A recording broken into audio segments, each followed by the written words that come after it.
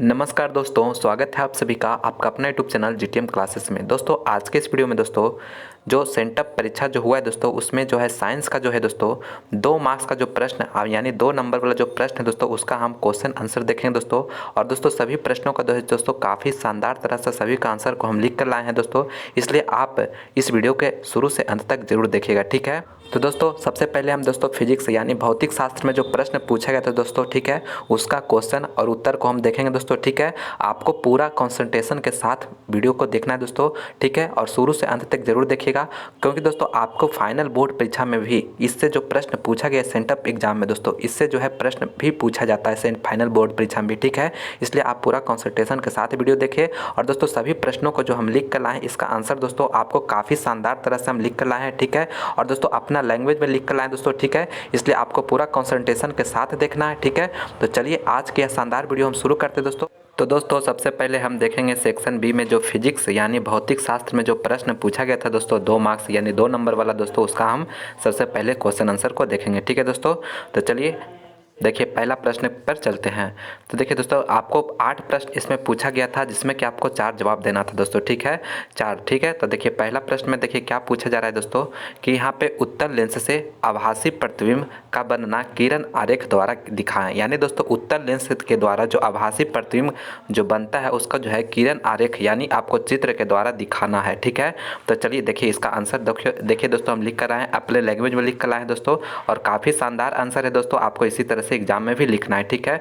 देखिए प्रश्न में क्या था कि उत्तल लेंस से आभासी प्रतिबिंब का बनना जो है किरण आरेख द्वारा दिखाना है, ठीक है।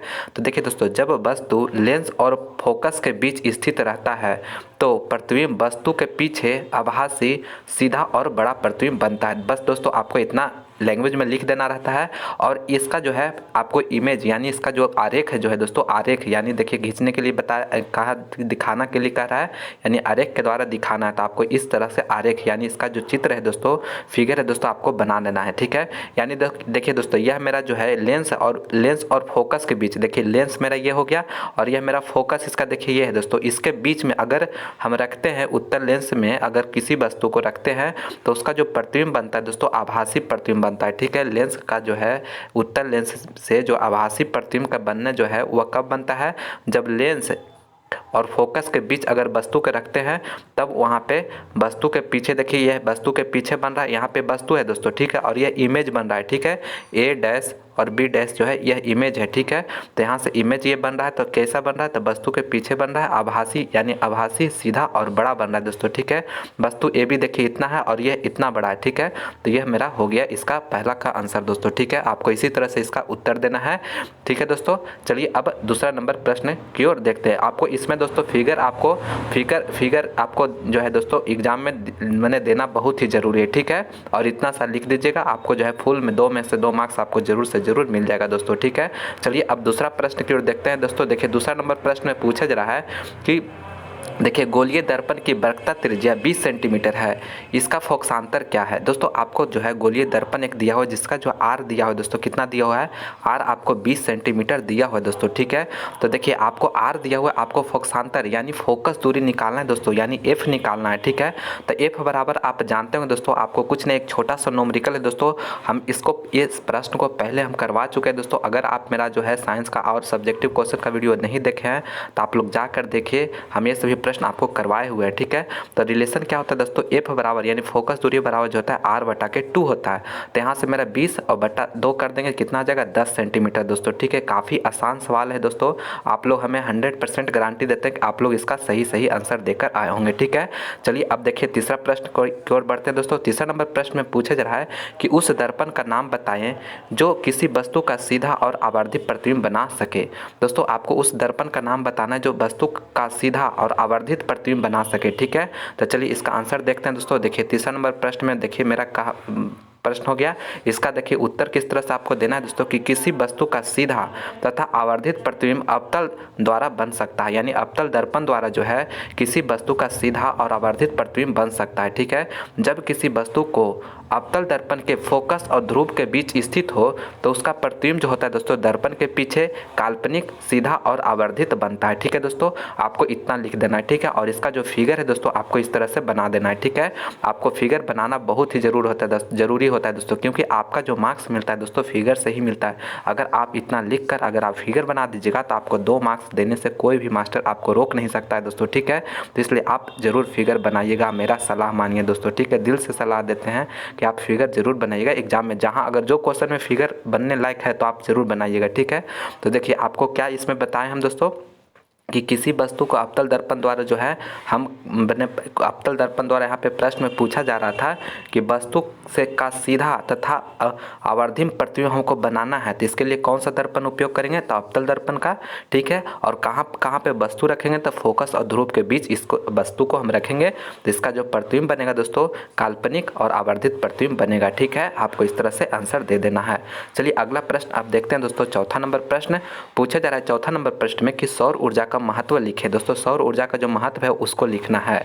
तो देखिए दोस्तों सौर ऊर्जा जो है दोस्तों यानी सूर्य से जो ऊर्जा हमें प्राप्त होता है दोस्तों उसी को सौर ऊर्जा कहते हैं। ठीक है, तो देखिए सौर ऊर्जा वह ऊर्जा है जो सीधे सूर्य से प्राप्त होता है, यानी दोस्तों यह सौर ऊर्जा है वह सीधे सूर्य से हमें प्राप्त हो जाता है। ठीक है, और धरती पर विद्यमान सभी पेड़ पौधे जीव जंतु सूर्य से ही ऊर्जा प्राप्त करते हैं। यानी दोस्तों जितना भी पेड़ पौधा है वह सभी जो है अपना भोजन यानी खाना कहाँ से पकाता है, सूर्य के प्रकाश के किरणों से जो है दोस्तों प्रकाश संश्लेषण का जो क्रिया होता है उसी से तो पेड़ पौधा अपना भोजन बनाता है, और हम लोग यानी जीव जंतु जितने भी हैं वो भी जो है दोस्तों सूर्य से ऊर्जा प्राप्त करता है। ठीक है दोस्तों, और सौर ऊर्जा जो है दोस्तों निरंतर स्रोत है ऊर्जा प्राप्त करने का। ठीक है दोस्तों, और देखिए आगे क्या लिखा हुआ है दोस्तों कि सौर ऊर्जा को अपना लैंग्वेज में हम लिख कर लाएं। दोस्तों आपको भी एग्जाम में अपना लैंग्वेज में ही लिखना है ताकि जो है आपका ज़्यादा से ज़्यादा मिक्स मिल सके। और देखिए हम पॉइंट वाइज लिखें दोस्तों, पॉइंट वाइज से होता है दोस्तों कि मार्क्स आपको ज़्यादा मिलने का चांसेज रहता है। ठीक है, देखिए सौर ऊर्जा को विद्युत ऊर्जा में बदलने को ही मुख्य रूप से सौर ऊर्जा के रूप में जाना जाता है। यानी सौर ऊर्जा को विद्युत ऊर्जा में जो बदलने का जो क्रिया है दोस्तों उसी को है सौर ऊर्जा के रूप में जाना जाता है। ठीक है, और देखिए आगे इसका क्या लिखा है दोस्तों कि सौर ऊर्जा भविष्य में उपयोग करने वाली ऊर्जा है। यानी दोस्तों अगर देखिए कोयला है, पेट्रोल है, ये सब अगर खत्म हो जाएगा ना दोस्तों तब क्या हम उपयोग करेंगे, आने वाला जो पीढ़ी होगा दोस्तों क्या उपयोग करेगा, तो दोस्तों उसे भविष्य का ईंधन इसलिए इसको माना जा रहा है सौर ऊर्जा को। ठीक है, और यह जो है दोस्तों प्रदूषण भी नहीं फैलाता है सौर ऊर्जा। ठीक है, देखिए इसका अलग से हम उपयोग लिख कर लाए दोस्तों कि इसका उपयोग कहाँ कहाँ होता है, तो विद्युत ऊर्जा उत्पादन में, अनाज को सुखाने में, खाना पकाने यानी सौर कुकर जो होता है ना दोस्तों उससे खाना भी पकता है। ठीक है, और जल परिशुद्धीकरण में यानी जल को शुद्ध करने में भी इसका सौर ऊर्जा का प्रयोग किया जाता है। ठीक है दोस्तों, आपको इतना लिख दीजिएगा ना दोस्तों तो आपको 100% गारंटी देते हैं कि आपको 2 मार्क्स जो है आपको 100% मिलेगा। ठीक है, चलिए अगला प्रश्न आप देखते हैं दोस्तों। 5वां नंबर प्रश्न भी हम पहले करवा चुके हैं दोस्तों। अगर वीडियो नहीं देखें तो आपको डिस्क्रिप्शन में लिंक मिलेगा, वहां पर जाकर आप लोग देख सकते हैं। ठीक है, हम प्लेलिस्ट बनाए हुए दोस्तों सब्जेक्टिव 2 नंबर वाला प्रश्न का। ठीक है, और दोस्तों अगर अभी तक इस वीडियो को लाइक नहीं किया दोस्तों तो लाइक जरूर कर दीजिएगा। इस वीडियो को अपने दोस्तों में ज़्यादा से ज़्यादा शेयर करिए दोस्तों ताकि उन्हें भी इस वीडियो को देखकर कुछ फ़ायदा हो। और अभी तक हमारे चैनल को सब्सक्राइब नहीं किया दोस्तों तो प्लीज़ प्लीज़ प्लीज़ आप चैनल को सब्सक्राइब जरूर कर लीजिएगा। ठीक है, क्योंकि दोस्तों काफ़ी मेहनत से हम आपके लिए वीडियो बनाते हैं, तो प्लीज़ चैनल को सब्सक्राइब करना नहीं भूलिएगा। ठीक है, देखिए ओम के नियम को लिखिए, अगला प्रश्न मैंने पूछा जा रहा है दोस्तों। ठीक है, तो काफ़ी आसान सवाल है दोस्तों। देखिए आपको किस तरह से इसको आंसर देना है। यदि ताप आदि भौतिक अवस्थाएं नियत रखी जाए, नियत करने में कांस्टेंट रखा जाए, तो किसी प्रतिरोधक के सिरों के बीच का उत्पन्न विभवांतर उससे प्रवाहित धारा के समानुपाती होता है। यानी दोस्तों ताप जो भी भौतिक अवस्था है उसको कांस्टेंट रखा जाता है तो उसका जो प्रतिरोध के बीच के जो विभवांतर होता है वह जो होता है दोस्तों वह डायरेक्टली प्रोपोर्शनल होता है। किसका, तो धारा का, यानी विद्युत धारा का जो होता है डायरेक्टली प्रोपोर्शनल होता है दोस्तों। यही जो है ओम का, यानी ओम जो नियम दिए थे दोस्तों यह दिए थे। ठीक है, और देखिए यहाँ पे भी डायरेक्टली प्रोपोर्शनल टू आई हो गया, और यहाँ से भी जो है दोस्तों यहाँ पे आर मैंने प्रोपोर्शनलिटी हटता है तो कांस्टेंट आता है, ये जो आर है और आई हो जाएगा। यानी आर बराबर हम क्या लिख सकते हैं दोस्तों, भी बटा के आई। और यह जो आर है दोस्तों यह एक कांस्टेंट है। क्या है, कांस्टेंट, जिसको जो है हम लोग क्या कहते हैं, उसको जो है प्रतिरोध कहा जाता है। ठीक है, और इसका जो मात्रक होता है दोस्तों क्या होता है, ओम होता है। बस आपको इतना ही लिखना था दोस्तों। ठीक है, आप इसी तरह से आंसर आपके एग्जाम बोर्ड परीक्षा में भी लिखिएगा, 100% आपको आपको मार्क्स मिलेगा ही मिलेगा, ठीक है। और दोस्तों ये सभी प्रश्नों को आप याद जरूर कर लीजिएगा, ठीक है, क्योंकि दोस्तों ये सब प्रश्न आपको बोर्ड परीक्षा में 100% इसी से पूछेगा दोस्तों, ठीक है। और अपने दोस्तों में इस वीडियो को ज़्यादा से ज़्यादा शेयर करिएगा दोस्तों, ठीक है, क्योंकि ये प्रश्न उन्हें भी देखकर उन्हें भी कुछ फायदा उठा सके इस वीडियो का, ठीक है। और देखिए अगला प्रश्न मेरा छठा में पूछा जा रहा है कि विद्युत बल्ब में निष्क्रिय गैस क्यों भरी जाती है। दोस्तों विद्युत बल्ब में निष्क्रिय गैस जो है क्यों भरी जाती है, तो देखिए इसका आंसर लिखना है दोस्तों कि विद्युत बल्ब में निष्क्रिय गैस इसलिए भरी जाती है कि फिलामेंट का ऑक्सीकरण ना हो सके तथा टूट ना सके। दोस्तों देखिए अगर हम बल्ब में अगर हवा भरेंगे तो हवा जो है दोस्तों फिलामेंट को जो है ऑक्सीकृत कर देगा। ऑक्सीकृत करने के कारण वह जो है फिलामेंट जो है टूट जाएगा, ठीक है। तो फिलामेंट टूट जाएगा तो हमें उससे जो है बल्ब से रोशनी प्राप्त नहीं होगा, इसलिए जो है फिलामेंट से हवा को निकाल कर निष्क्रिय गैस को भरा जाता है, ठीक है। आप याद रखिएगा दोस्तों। और जो है निष्क्रिय गैस को भरा जाता है और ठीक है, और निष्क्रिय गैस जो भरा जाता है दोस्तों वह निम्न दाब पर भरा जाता है ताकि उसका जो संवहन द्वारा जो ऊष्मा का हानि कम हो सके, यानी संवहन के द्वारा जो ऊष्मा का हानि जो है दोस्तों कम हो सकता है। फाइनली दोस्तों इसमें आपको यही पूछा जा रहा था कि निष्क्रिय गैस क्यों भरी जाती है, तो दोस्तों निष्क्रिय गैस फिलामेंट का ऑक्सीकरण को रोकने के लिए निष्क्रिय गैस को भरा जाता है, क्योंकि हवा जो है दोस्तों यानी जो ऑक्सीजन है दोस्तों वह फिलामेंट के साथ रिएक्शन करके उसको जो है ऑक्सीकृत कर देगा और उससे जो है टूट जाएगा, यानी उसको जो है नष्ट कर देगा, ठीक है। इसीलिए निष्क्रिय गैस को भरा जाता है ताकि फिलामेंट के साथ कोई रिएक्शन ना कर सके, ठीक है। तो बस आपको इतना ही लिखना था, आपको जो है आपको इस प्रश्न में पूछा जा रहा था, ठीक है। 2 मार्क्स में था दोस्तों, आपको इतना आंसर लिख दीजिएगा, आपको नंबर मिल जाएगा, ठीक है।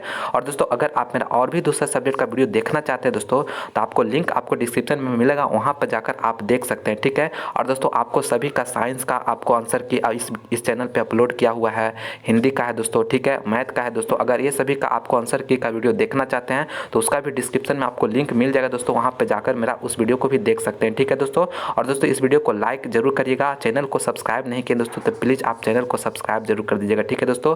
देखिए अगला प्रश्न मेरा 7वां नंबर में है कि ग्रीन हाउस गैस क्या है। दोस्तों ग्रीन हाउस गैस काफ़ी महत्वपूर्ण प्रश्न है दोस्तों, आपके बोर्ड परीक्षा में यह जो है 100% आएगा दोस्तों, ठीक है। इसलिए आप अभी से ही इसको याद करके रखिएगा, ठीक है। देखिए आपको लिखना है दोस्तों कि कार्बन डाइऑक्साइड, मीथेन, क्लोरोफ्लोरोकार्बन या CFC जिसको कहते हैं दोस्तों, और जल वाष्प, ओजोन और नाइट्रस ऑक्साइड डाइऑक्साइड प्रमुख ग्रीन हाउस गैस है दोस्तों। आपको ग्रीन हाउस गैस का यह जो है दोस्तों ये सभी जो गैस है उदाहरण है, ठीक है। इसको लिखना बहुत ही जरूरी है दोस्तों, ठीक है। आप सबसे पहले इसको बता दीजिए कि ग्रीन हाउस गैस कौन कौन है, ठीक है। और देखिए दोस्तों इसका आपको लिखना कि यह ऐसी प्रक्रिया है जिसके प्रभाव से पृथ्वी की सतह और वायुमंडल गर्म रहता है, यानी दोस्तों ग्रीन हाउस गैस जो है दोस्तों यह ऐसी प्रक्रिया है जिसके कारण जो है पृथ्वी का सतह और वायुमंडल जो है दोस्तों गर्म रहता है। और इसका जो कारण दोस्तों औद्योगिक क्रांति यानी औद्योगिक में जो भी विकास हुआ है दोस्तों, ठीक है, उसका कारण और ईंधन जलना इत्यादि इसके प्रमुख कारण है। यानी ग्रीन हाउस गैस यानी का जो मुख्य कारण या प्रमुख कारण जो है दोस्तों वह क्या क्या है, यह औद्योगिक क्रांति और ईंधन जलना, ठीक है दोस्तों। चलिए आगे देखिए, इसको देखना है दोस्तों कि आपको कहा जा रहा है कि ग्रीन हाउस के प्रभाव से जलवायु परिवर्तन, यानी दोस्तों जो जलवायु में यानी जो जलवायु में परिवर्तन हो रहा है दोस्तों, यह देखिए कभी ज़्यादा करने का मतलब दोस्तों जिस टाइम में माने बारिश होना चाहिए उस टाइम बारिश नहीं हो रहा है, जिस टाइम ठंडा कम पड़ना चाहिए तो उस टाइम ठंडा ज़्यादा पड़ जा रहा है दोस्तों, ज़्यादा गर्मी पड़ जा रहा है दोस्तों, ठीक है। ग्लोबल वार्मिंग ये सभी जो है दोस्तों ग्रीन हाउस के कारण ही हो रहा है, ठीक है। और वायुमंडल में धुआं, जैसे दोस्तों आप लोग पता हुआ कि दिल्ली में है दोस्तों ज़्यादा प्रदूषण फैल रहा है, ये सभी का कारण क्या है, ये सभी जो है कारण दोस्तों ग्रीन हाउस यानी जो औद्योगिक क्रांति जो हुआ है दोस्तों उसी का कारण ये सभी हो रहा है, ठीक है। ओजोन परत का क्षय होना, ओजोन परत क्षय क्या होता है, जब CFC गैस अगर ओजोन के पास पहुंचता है तो क्या होता है, ओजोन परत को क्षय कर देता है, ठीक है, जिससे उसका जो सूर्य के द्वारा जो परावैंगनिक किरण है वो पृथ्वी पर पहुँचता है और बहुत सारे बीमारियों का जो है जनन का कारण बनता है, ठीक है दोस्तों। तो जैसे भयावह समस्या पैदा हो रही है, इसी कारण जो है दोस्तों ग्रीन हाउस गैस जो है ये सभी समस्याओं को पैदा कर रहा है, ठीक है दोस्तों। आपको इतना लिखना था दोस्तों, आपको जो है मार्क्स जरूर मिलेगा दोस्तों, ठीक है। इसी तरह से आपको एग्जाम में भी लिखिएगा, पॉइंट वाइज करके लिखिएगा दोस्तों तो ज़्यादा मार्क्स आपको मिलेगा, ठीक है दोस्तों। तो इतना लिख दीजिएगा, आपको 2 मार्क्स जरूर मिलेगा दोस्तों, ठीक है। चलिए अगला प्रश्न अब देखिए, मेरा 8वां नंबर प्रश्न में पूछा जा रहा था दोस्तों कि बोल्ट को परिभाषा लिखे, यानी परिभाषा लिखे, बोल्ट का जो परिभाषा है दोस्तों उसको लिखना है, ठीक है। तो चलिए उसका भी आंसर हम देख लेते हैं। तो चलिए दोस्तों देखिए 8वां नंबर प्रश्न में पूछा जा रहा था कि बोल्ट को परिभाषित करें, यानी बोल्ट को जो है दोस्तों आपको 1 वोल्ट को परिभाषा देना है, ठीक है। ये प्रश्न आपको पहले करवा चुके हैं दोस्तों, ठीक है। देखिए आपको उत्तर में लिखना था दोस्तों, यदि किसी धारावाही चालक के एक बिंदु से दूसरे बिंदु तक 1 कूलम आवेश को ले जाने में 1 जूल कार्य करना पड़े तब उन दोनों बिंदुओं के बीच का विभवांतर 1 वोल्ट होता है दोस्तों। ठीक है, आपको इस तरह से वोल्ट को परिभाषित करना था। ठीक है दोस्तों, यानी क्या हुआ कि कहने का मतलब दो बिंदुओं के बीच, ठीक है, ये दो ए और बी दो बिंदु है दोस्तों, 1 कूलम आवेश को यानी 1 कूलम आवेश को जो है एक बिंदु से ले जाने दूसरे बिंदु के ले जाने में 1 जूल को कार्य करना पड़ रहा है, तो उसको जो है दोस्तों 1 वोल्ट कहते हैं। यानी दोनों के बीच के बिंदुओं का जो विभवांतर होगा वह 1 वोल्ट होगा दोस्तों। ठीक है, यही आपको इसमें आपको बताना था दोस्तों। ठीक है, यानी दोस्तों यहाँ पे कह सकते हैं कि किसी धारावाही चालक के एक बिंदु से दूसरे बिंदु तक 1 कूलम आवेश को ले जाने में 1 जूल कार्य करना पड़े तो उन दोनों बिंदुओं के बीच का जो विभवांतर होगा 1 वोल्ट होगा। बस आपको इतना लिखना था दोस्तों, ज़्यादा नहीं।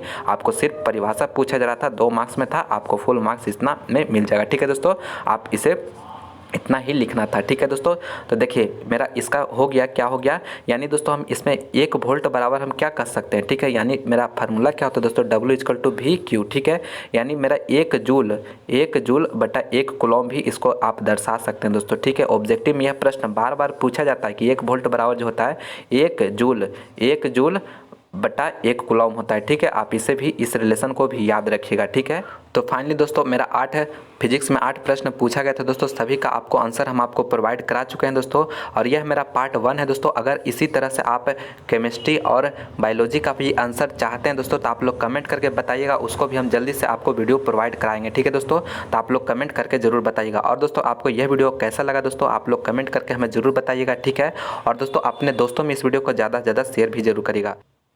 तो दोस्तों मैं उम्मीद करता हूं कि यह वीडियो आपको पसंद आया होगा, तो प्लीज़ आप इस वीडियो को लाइक करें, अपने दोस्तों में ज़्यादा से ज़्यादा शेयर करें, और आप हमारे यूट्यूब चैनल GTM क्लासेस को अभी तक सब्सक्राइब नहीं किया दोस्तों तो प्लीज़ चैनल को सब्सक्राइब भी जरूर कर दीजिएगा। ठीक है, और दोस्तों अभी आपके पास समय अब बहुत कम बचा हुआ है दोस्तों, इसलिए पूरा टाइम है दोस्तों, स्टडी पर फोकस कीजिए। और दोस्तों आपका जो टारगेट है दोस्तों 480+ मार्क्स लाना बोर्ड परीक्षा में, तो उसे लाने के लिए दोस्तों आप अभी से ही पूरा जुनून के साथ मेहनत करिए, ताकि जो है आप इतना मार्क्स लाकर अपने माता पिता का नाम रोशन कर सके। ठीक है, तो चलिए मिलते हैं हम अगले वीडियो में। इसी तरह से आप लोग मन लगाकर पढ़ाई करते रहिए। जय हिंद, जय भारत।